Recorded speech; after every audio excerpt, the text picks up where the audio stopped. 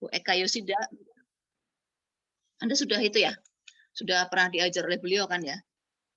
Bu Eka ya? Di semester sebelumnya ya? Belum, Dok. Belum, Bu. Belum, Dok. Bu Eka Yosida tuh yang apa namanya? Beliau itu apoteker yang di SCM apa ya? Nggak salah. Pokoknya tentang menghitung gitu loh. Finance sih, beliau finance. Belum ya? Dok. Kita sama Dokter Gigi Kamaruzaman. Oh sama gitu, dokter Susi. Kamaruzaman ya. Oh ya, mungkin beda kelas beda itu. Jadi sebenarnya tadinya juga begitu. Saya AB, Bu Eka C gitu. Tapi udah aja lah biar ABC semuanya dapat saya dan dapat beliau gitu. Jadi akhirnya kita samain aja ABC semuanya dapat saya dan dapat beliau gitu. Tadinya saya dapat A sama B, beliau C gitu. Jadi tapi biar sama, jadi semuanya samain aja. Saya di pertemuan 1, 2, 3, 4 sampai UTS. Jadi saya yang memberi nilai UTS, yang memberi soal UTS dan memberi nilai UTS.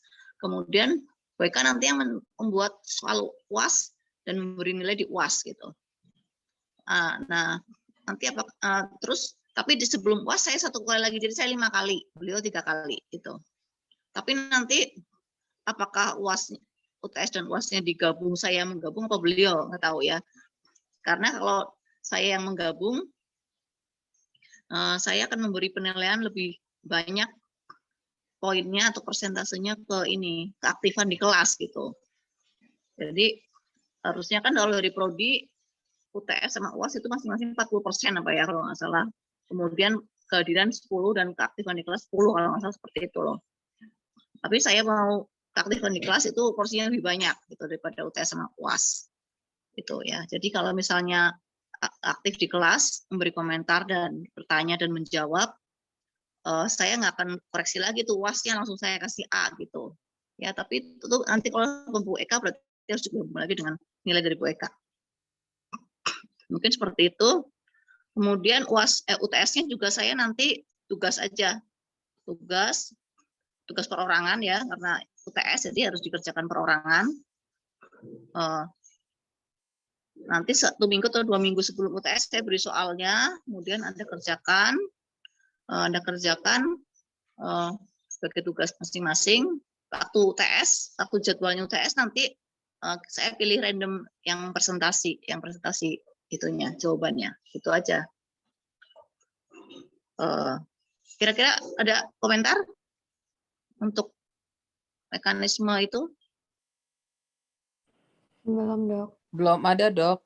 Belum ada, setuju. Sejauh ini setuju dulu ya. Nah, terus berikutnya ada penilaian tugas kelompok juga tuh. Jadi, penilaiannya itu tugas kelompok. Tadi selain kehadiran dan keaktifan, ada tugas kelompok, UTS sama UAS. Nah, tugas kelompoknya ini aja kita presentasikan setiap kita ketemu gitu, biar nggak bosan. Ini kan kita 3 jam ya kuliahnya, kecuali hari ini ya. Hari ini kita paling cuma sejam aja ya, karena baru pengantar, udah gitu kita mulainya habis maghrib. Ya kelihatannya mulai minggu depan juga habis maghrib aja, soalnya susah kan kalau jam 5 baru sebentar, nanti harus dipotong maghrib, habis maghrib masuk lagi, keluar masuk, kayaknya kalau online nggak ini ya, ragu-ragu deh saya ya. Jadi kalau dulu sih karena offline kan kita tetap ada di kampus ya, kita break dulu untuk maghrib dan makan malam, terus masuk lagi ya. Tapi kalau online kan susah, jadi menurut saya sih setelah maghrib aja. Anggap aja sebelum maghrib itu istirahatnya, karena kalau offline juga istirahatnya sekitar 1 jam juga tuh. Jadi jam 5, jam 6 kita istirahat dulu, habis itu kuliah ya sampai selesai. Sampai jam 8 ya. Jadi jam 6 atau jam 6 lebih sedikit lah, jam 6:15 atau jam 30 sampai jam 8. Jadi nanti kita bagi jadi beberapa sesi ya. Karena kalau satu sesi saya ngomong terus sih 1 jam ya, paling juga nggak akan menarik perhatian kan, bosen ya. Saya juga bosen ngomong, Anda juga bosen mendengarkan. Jadi kita jadi break, bagi jadi 3. Sesi pertama mungkin saya dulu yang kasih kuliah 30 menit atau 40 menit. Kemudian Anda presentasi tugas kelompok ya 40 menit. Kemudian sisanya berapa tuh, udah 80 ya. 40 menit lagi untuk diskusi gitu. Ya, jadi 120 menit kan sampai jam 8 pas gitu.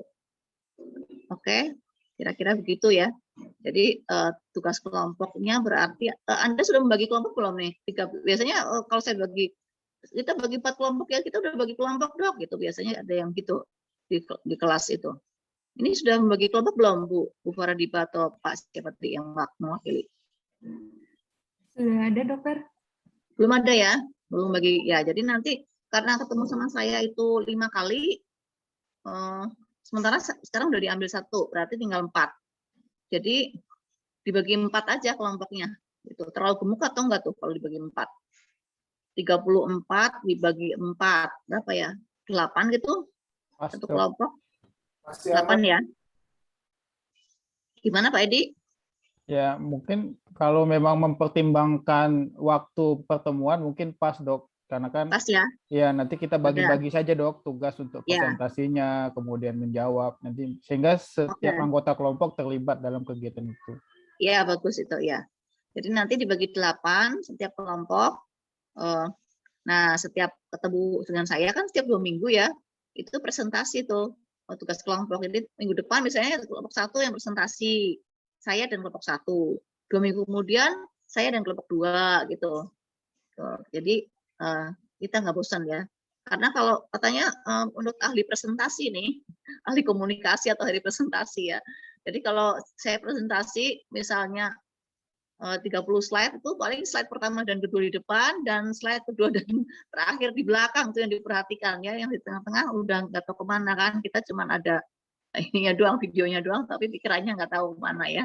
Jadi kalau kita bagi jadi 2, saya dapat 2 depan dan belakang, kemudian ada presentasi dapat depan dan belakang, kemudian diskusi dapat depan dan belakang, jadi dapat 6 tuh selama kita kuliah paling nggak ada 6 titik perhatian yang bisa itu ya, yang bisa menarik perhatian kita ya. Jadi itu rencananya. Sekarang saya presentasi sedikit aja, cuman berapa itu slide ya kira-kira, banyak nggak sih ini? Ya mungkin sekitar 30 ya.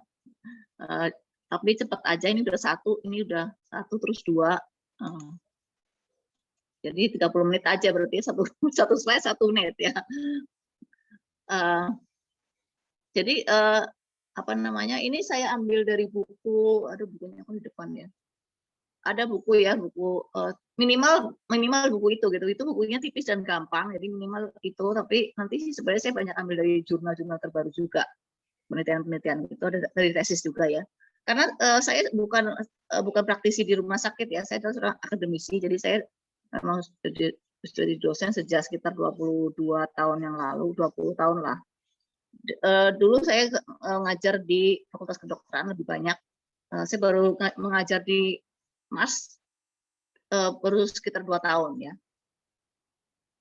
Jadi saya dulu mengajar di Fakultas Kedokteran di Departemen Farmakologi ya, farmakologi dan farmasi klinik. Kalau di UKI digabung ya. Jadi ada koasnya juga.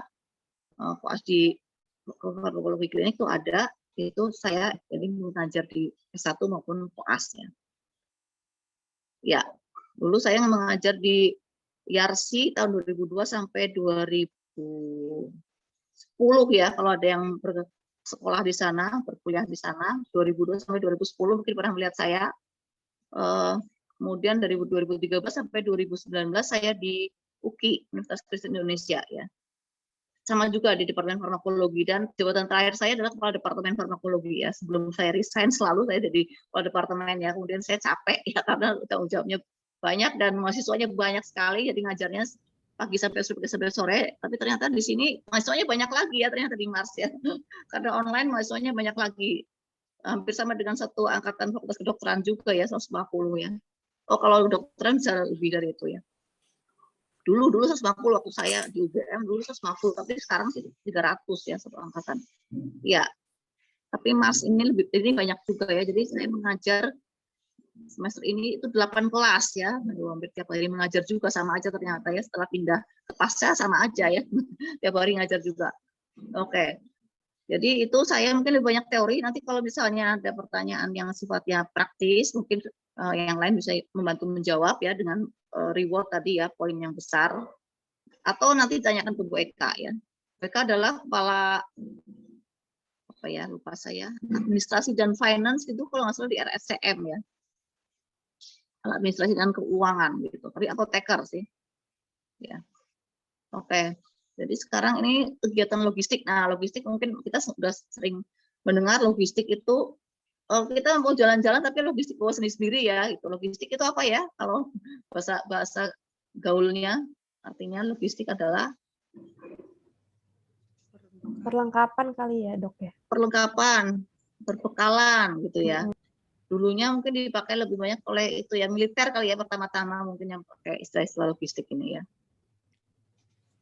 Jadi tujuan kegiatan logistik yang sekarang ini saya ambil dari buku itu nanti dan dari beberapa sumber.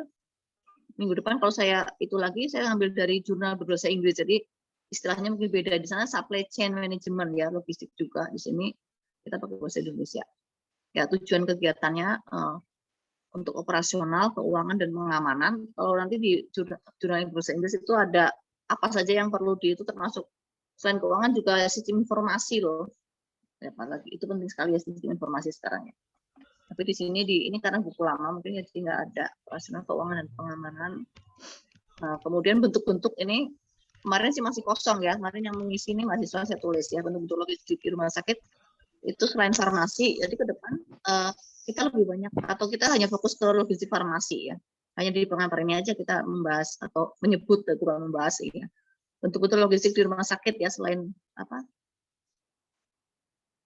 Selain farmasi ini ada bahan habis pakai PMAP, kemudian ada alkes, ada ATK, laundry ya, gizi, lab, limbah, kemudian juga farmasi. Ada lagi yang belum menambahkan?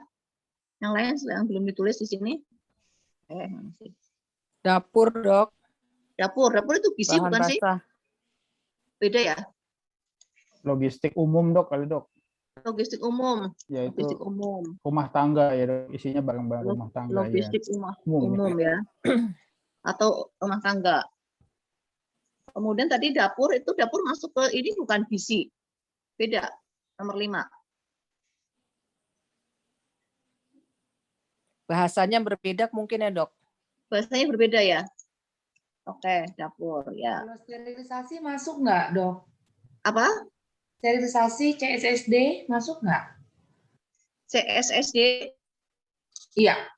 Ini singkatan dari Central Sterilisasi Supply Department.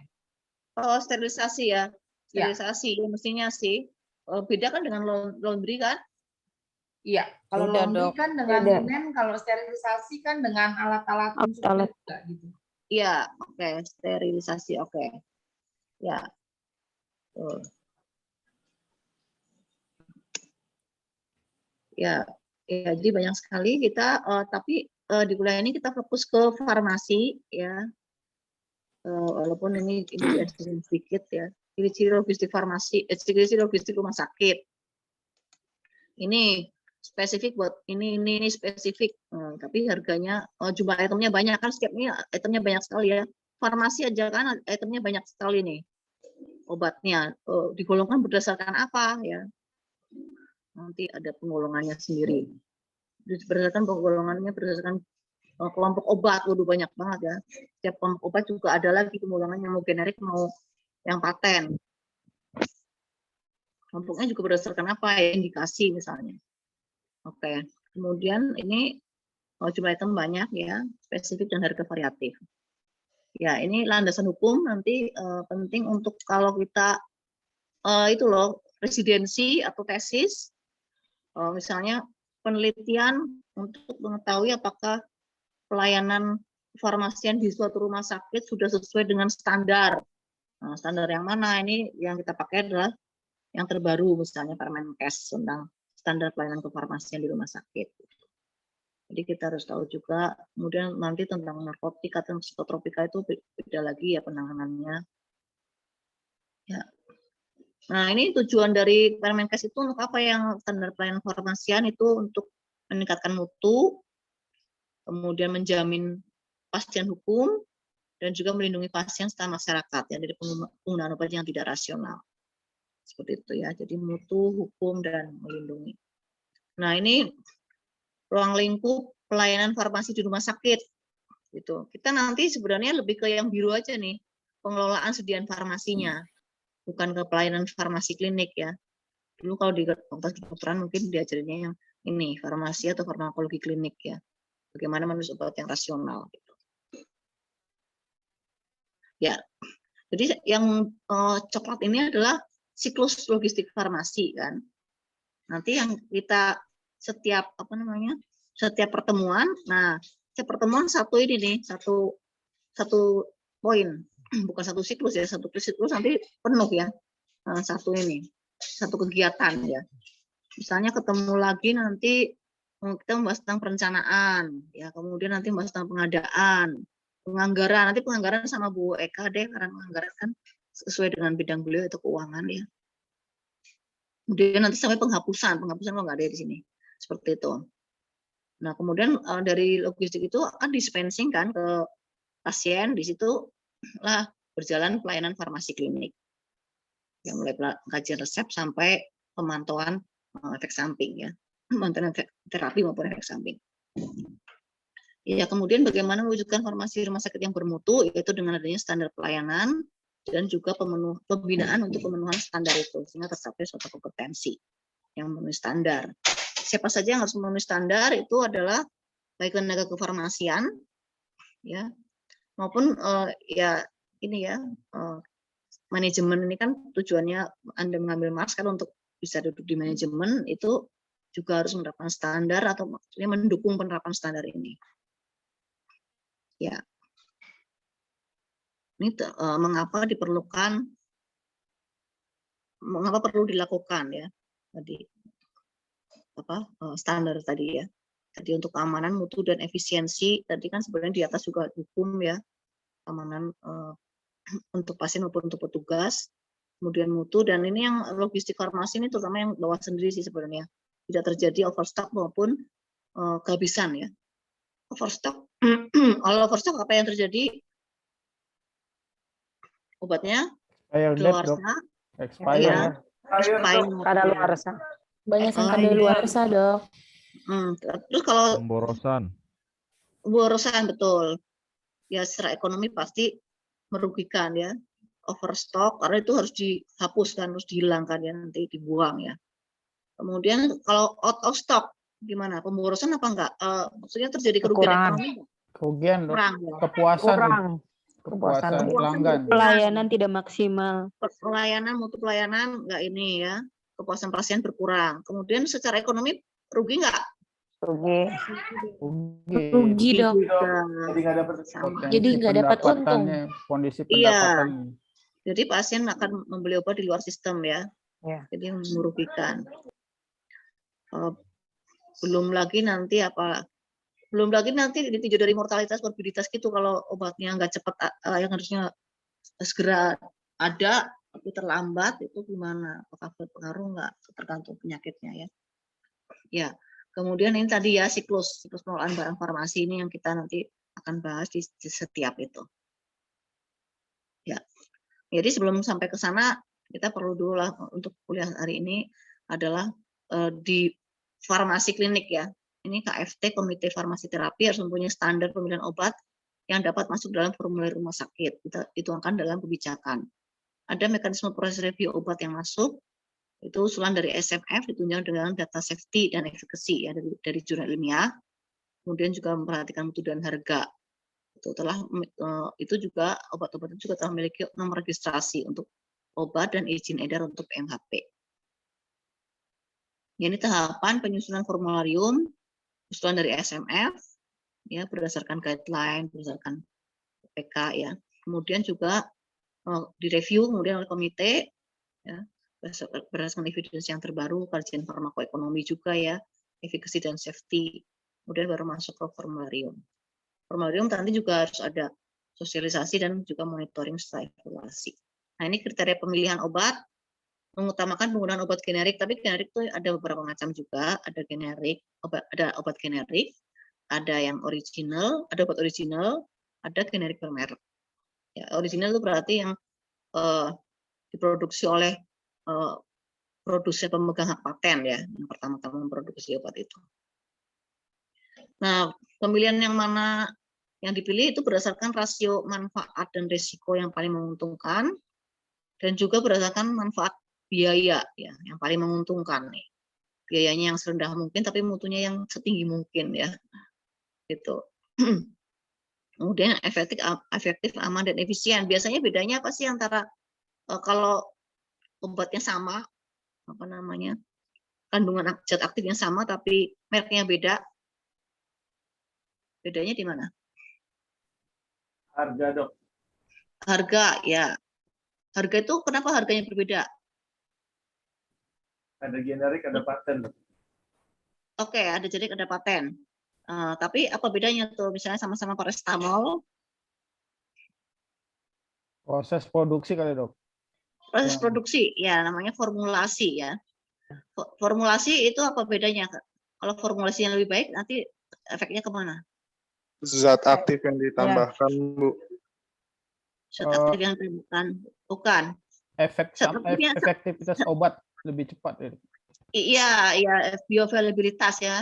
Yaitu jumlah obat yang masuk ke dalam darah lebih tinggi persentasenya. Bioavailabilitas, jadi nanti ke efektivitas obatnya. Atau bisa juga ke onsetnya ya, lebih cepat ya. Onset itu mula kerjanya. Seperti itu. Kemudian efektif, aman, dan efisien. Jadi kan misalnya ada nih penyakit-penyakit yang butuh obat misalnya seperti epilepsi ya. Itu kan obatnya itu memiliki therapeutic window yang sempit deh. Jadi dari dalam obat itu harus nggak boleh turun sedikit nanti epilepsinya kambuh atau naik sedikit apa namanya efek sampingnya terjadi ya. Nah itu harus kalau sudah generik ya generik terus ya. Kalau udah paten terus gitu. Karena ya tadi jumlah obat yang masuk ke dalam darah itu udah pas gitu loh. Kalau generik jangan-jangan nanti turun gitu karena bioavailabilitasnya turun ya. Seperti itu. Nanti dia epilepsinya kambuh gitu. Contohnya seperti itu. Tapi kalau paracetamol sih nggak masalah ya. Mau generik mau itu karena therapeutic window-nya luas, lebar. Ya, kita kan minum 4 tablet juga nggak apa-apa ya. Karena itu nggak terlalu ini. Therapeutic window-nya lebar. Kemudian berikutnya adalah untuk terjamin termasuk stabilitas dan bioavailabilitas tadi, bioavailabilitas ya. Ada obat yang masuk ke dalam darah. Kemudian praktis dalam penyimpanan dan pengangkutan, praktis dalam penggunaan dan penyerahan, menguntungkan dalam hal kepatuhan ya. Jadi tadi kalau frekuensinya semakin jarang, berarti biasanya pasiennya semakin patuh. Oke ya, jadi perencanaan ini tujuannya tadi jangan sampai ada obat yang kosong atau obat yang kelebihan. Dan mempertimbangkan anggaran, stok yang ada, nanti ada rumusnya, cara perencanaan. Nanti perencanaan kita bahas sendiri aja.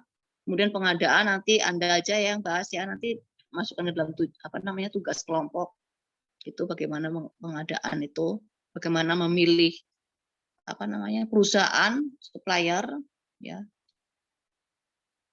harus yang bagaimana jangan sampai ada obat palsu masuk pengadaan itu, terus dievaluasi terus berdasarkan e-katalog itu ya.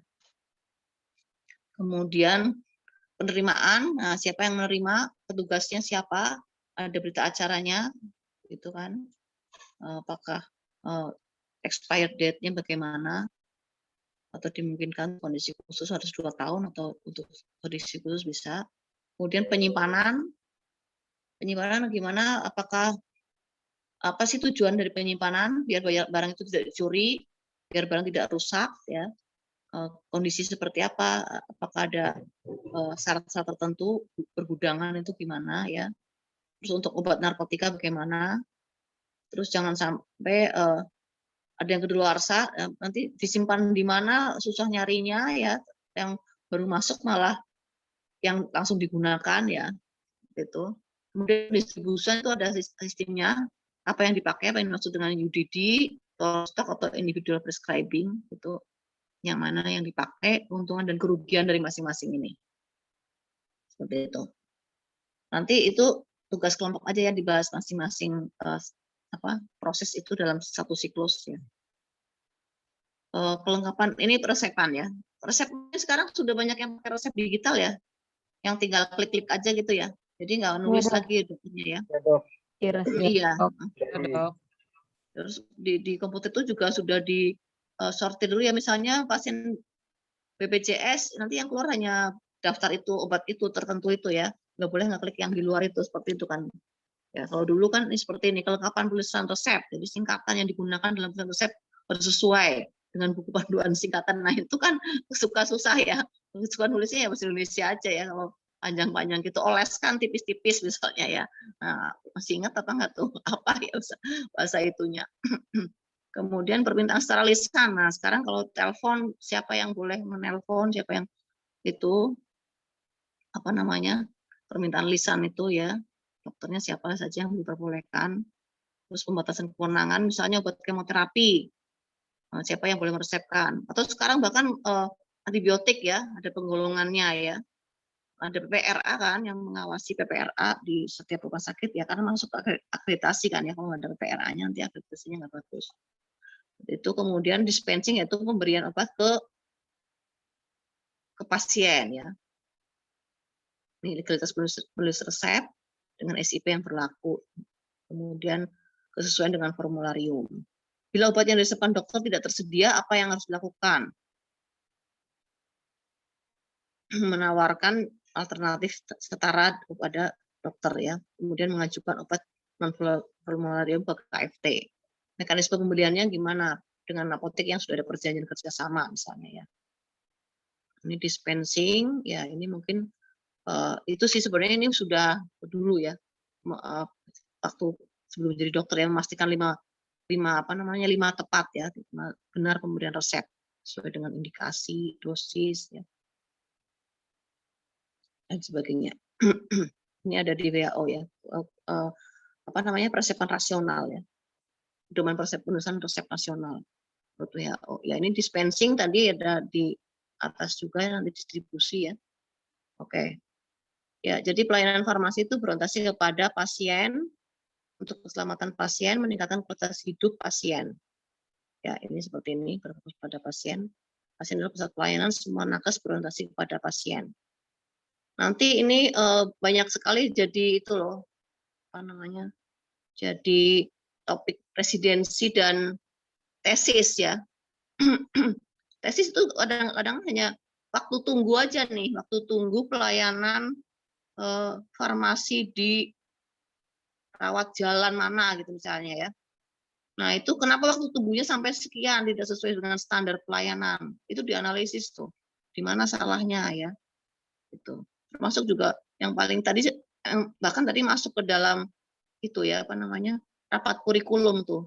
Kenapa waktu tunggu hasil penelitian mahasiswa di tesis itu kalau waktu tunggu bukan waktu tunggu farmasi ya, waktu tunggu dokter itu kenapa faktor yang menjadikan waktu tunggu itu lama biasanya selalu dokternya terlambat datang itu kenapa ya, kenapa etikanya begitu ya dokter-dokter di Indonesia katanya gitu, padahal sekarang makanya orang suka pergi ke luar negeri walaupun dokter Indonesia banyak yang lebih pintar atau banyak yang sama pinternya ya, tapi orang suka pergi ke Singapura atau ke Penang itu karena masalah pelayanan aja ya, waktu tunggu dan sebagainya itu.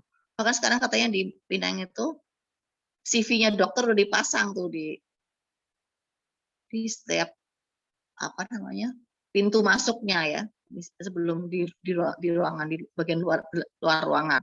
Jadi pasien tahu oh saya akan bertemu dengan dokter ini ya, dokter yang CV-nya seperti ini, punya pengalaman apa saja seperti itu. Ya oke, itu sangat berfokus pada pasien ya. Kemudian ini prinsip pelayanan berfokus pada pasien itu bermartabat dan respect, berbagi informasi nih yang susah banget nih. Apa namanya komunikasi dokter pasien biasanya masih sangat patriarki ya. Jadi itu juga yang sekarang mungkin harus mulai dirubah. Saya juga mengajar komunikasi kesehatan nih. Salah satu kasus yang dibahas di buku komunikasi kesehatan adalah kasus Prita Mulyasari. Masih ingat kan kasus Prita Mulyasari ya? Ya, itu gimana itu public relation-nya rumah sakit ya. Kemudian partisipasi pasien dan keluarga dan juga adanya kolaborasi itu prinsip pelayanan berfokus pada pasien ya. Padahal kalau sekarang persaingan rumah sakit sangat itu kan, jadi prinsip ini benar-benar harus dijalankan. Ya kemudian monitoring setelah obat sampai pada pasien kita harus monitoring terapi.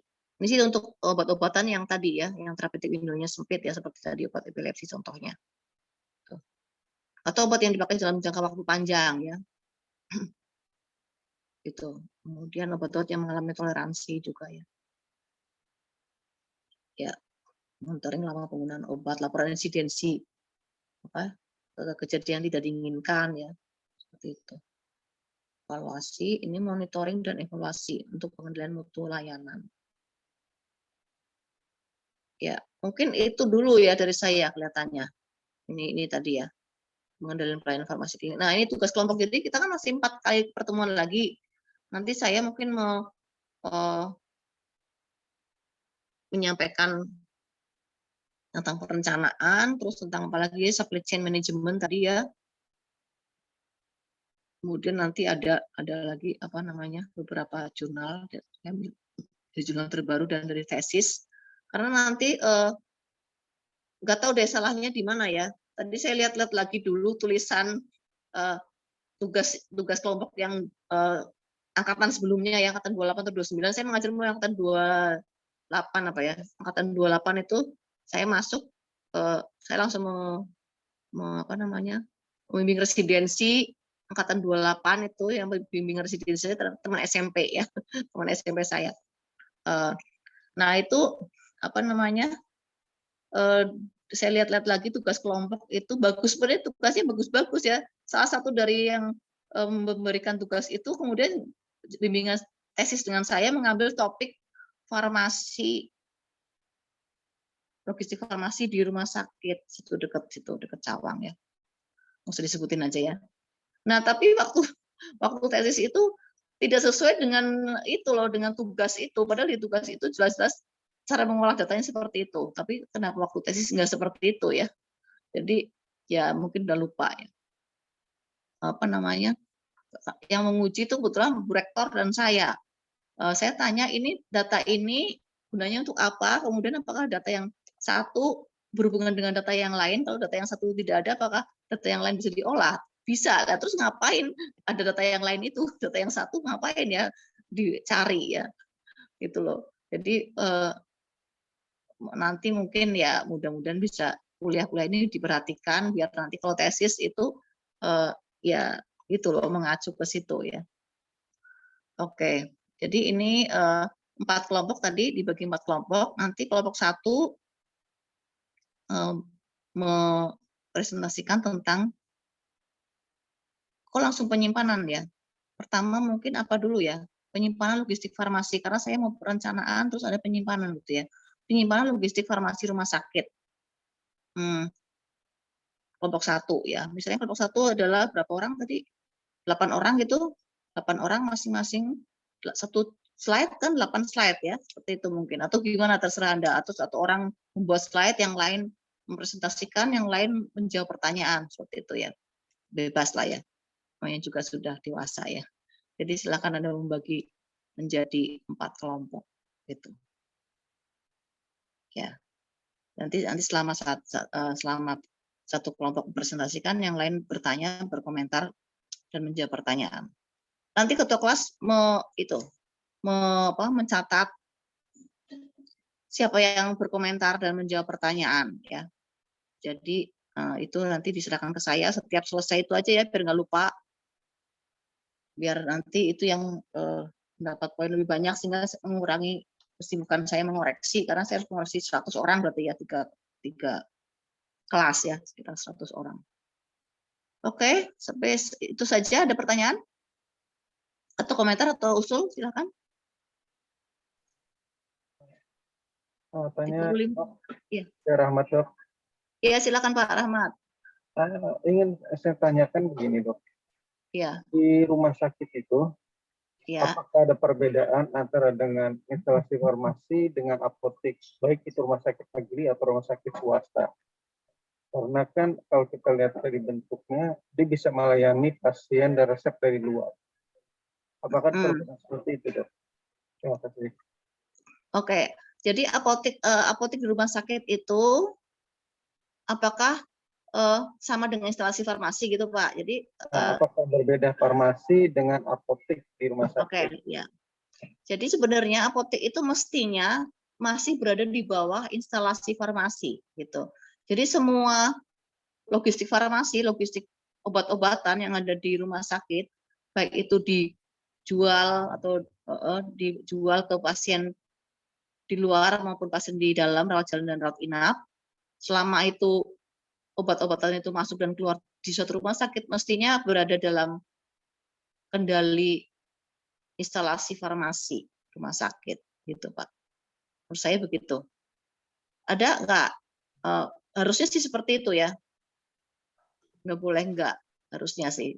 Tapi kalau misalnya ada contoh yang tidak seperti itu, apakah ada? Ada komentar? Seharusnya sih secara teori seperti itu. Ya dok, menambahkan dok. Ya silakan Pak Edi.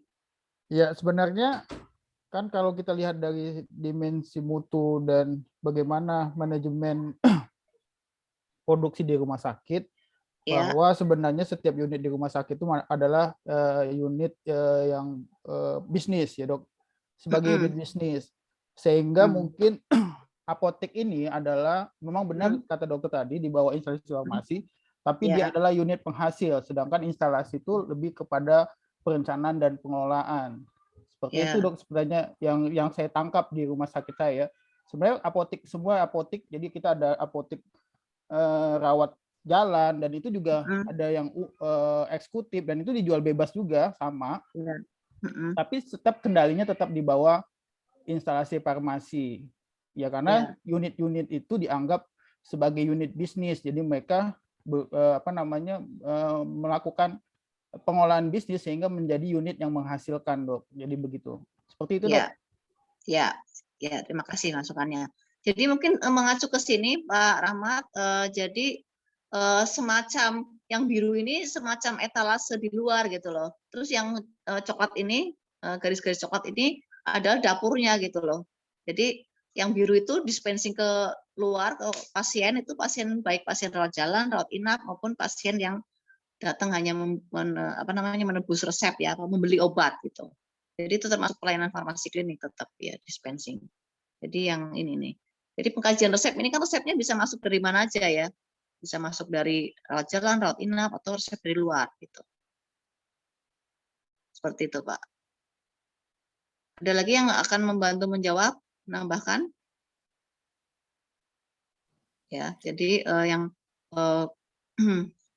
coklat ini semuanya itu dapurnya si instalasi, kemudian si yang biru ini berakhir dengan ungu, pelayanan farmasi klinik itu yang melayani ke pasien. Gitu. Pasien itu bisa berasal dari mana saja, resepnya bisa berasal dari mana saja.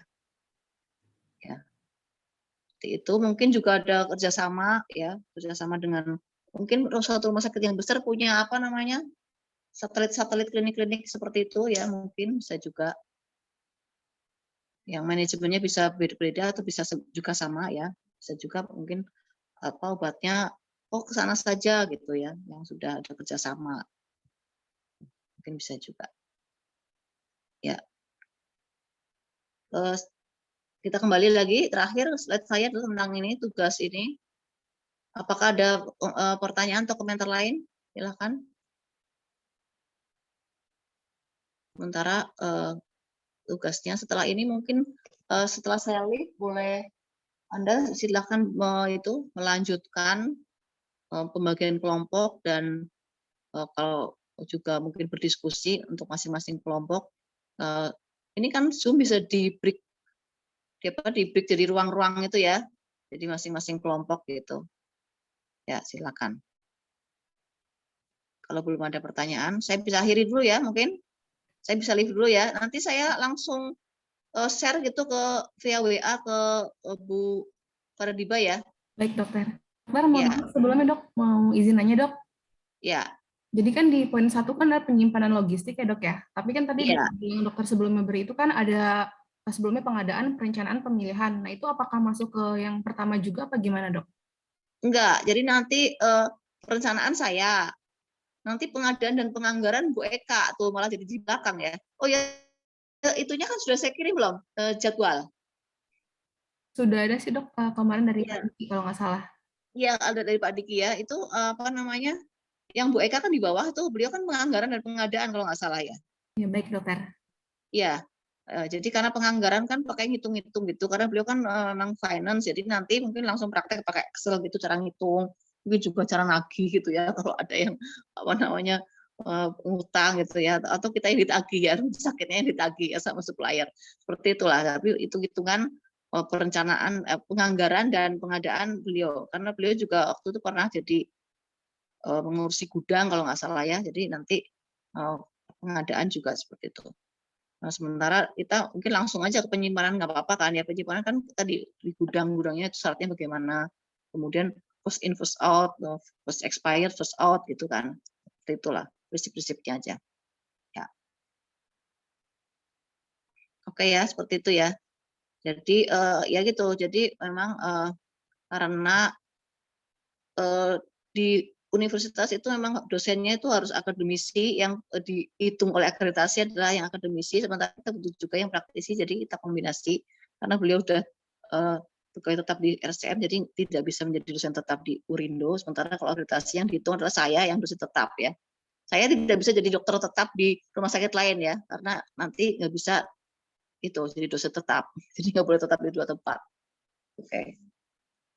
Ya, seperti itu. Ada pertanyaan lagi? Kalau tidak ada, saya leave dulu. Nanti saya langsung share ke Bu Ardiba, atau ini mau di screenshot dulu juga boleh, biar pembagian ini. Kalau yang tadi materi di atas kan bisa nggak terlalu cepat, nggak apa-apa ya. Saya mungkin nanti, kayaknya sih saya waktu itu udah share ke kelompok sebelumnya, jadi langsung saya forward lagi ke Bu Ardiba. Ya, oke. Saya stop share dulu, kemudian saya, yang saya nggak boleh end ini dong, karena saya host ya. Jadi gimana saya? Bisa, Bu. Nanti otomatis teroper ke partisipan Oh, yang lain. host. Oke, ya udah. Saya leave dulu ya. Dari Baik, ini. dokter. Leave meeting ya, Dok. Izin, Dok. Jangan end meeting, Dok. Iya, saya udah. Terima kasih. Selamat sore. Ya. Selamat malam, Dok. Sore, makasih dok. Makasih.